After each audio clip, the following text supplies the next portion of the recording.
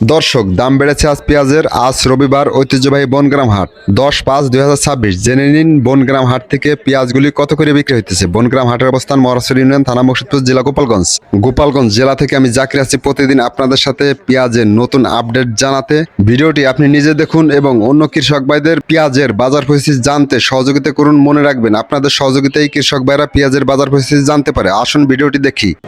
কাকা, কত করে কিনছেন পেঁয়াজ কাকা? 1200 30 টাকা কেজি। ভাই কত করে বিক্রি করছেন? হ্যাঁ 1200 1200। হ্যাঁ সর্বোচ্চ বেচা কিনা হলো 1200।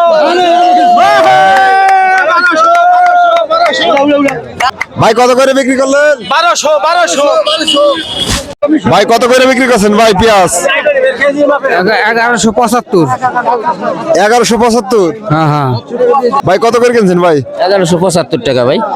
1175। 1175। দর্শকের যে পেঁয়াজ খুব। ভাই কত করে কিনলেন পেঁয়াজ ভাই?